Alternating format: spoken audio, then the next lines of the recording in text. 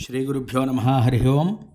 ఇప్పుడు మనం చూస్తున్నటువంటి దేవాలయం భీమఖండంలో ఓం భీమేశ్వరాయ నమ. ఈ నక్షత్రం చూసినట్లయితే అండి, ఆశ్లేష నక్షత్రం 1వ పాదము. కొంచెం మనం వెళ్ళేటప్పటికి అయితే సాయం సంధ్య ప్రదోషకాలంలో అయితే మనం వెళ్ళడం జరిగిందండి స్వామి దర్శనం. ఇది ప్రదోషకాలంలో చేసుకోవడం వల్ల చాలా రెట్టింపు ఫలితాన్ని ఇస్తుంది అని చెప్పి మనమైతే ఆ టైంలో వెళ్ళాం.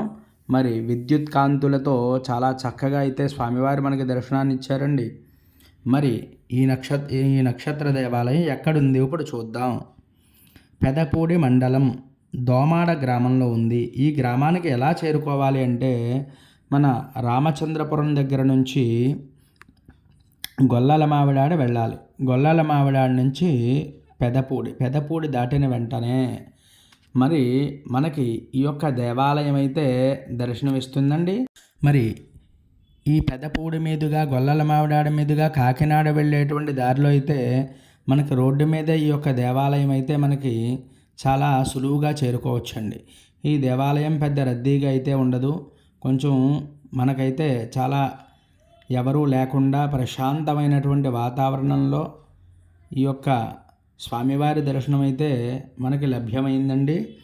ఈ నక్షత్రం అంటే ఆశ్లేష నక్షత్రం అంటే 1వ పాదం అంటే కర్కాటక రాశిలోకి వస్తుందండి. రాశి చూసుకున్నట్లయితే మరి ఆశ్లేష నక్షత్ర జాతకులందరూ కూడా అంటే 1వ పాదం, 2వ పాదం, 3వ పాదం, 4వ పాదం వారందరూ కూడా ఈ స్వామిని అయితే దర్శనం చేసుకోవాలి. ఎందువల్ల అంటే ఆ నక్షత్రానికి సంబంధించిందే కాబట్టి. మళ్ళీ 2వ పాదం ఖచ్చితంగా మళ్ళీ ఆశ్లేష నక్షత్రం రోజు వస్తుంది.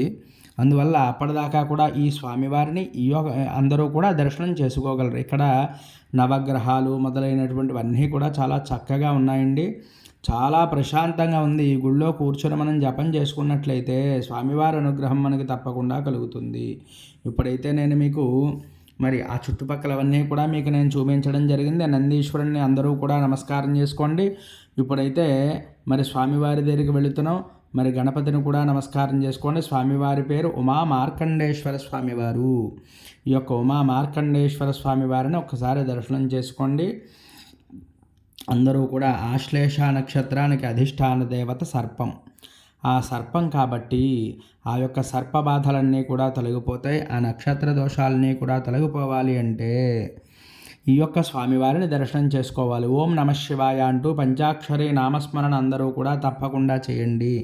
ఆ జపాన్ని చేయండి అందరూ కూడా. ఓం ఆశ్లేష నక్షత్రాయ నమః, ఓం సర్పేభ్యో నమః అని చెప్పి ఒకసారి నమస్కారం చేసుకోండి స్వామిని చూస్తూ. ఎందువల్ల అంటే ఇటువంటి వీడియోలు మనం ఇంకా ఎన్నో చేస్తున్నాం భీమఖండంలో. అన్నీ కూడా అందరూ కూడా చూసి తరించగలరు.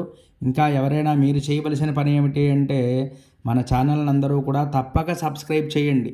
అలాగే ఇంకా ఎవరైనా చేతైనా కానీ తప్పకుండా చేయించండి. ఈ వీడియో నచ్చినట్లయితే లైక్ చేయండి, కామెంట్ చేయండి. ఎవరికైనా ఉపయోగపడుతుంది అంటే షేర్ చేయండి. ఓం నమో భీమేశ్వరాయ నమః. హరి ఓం.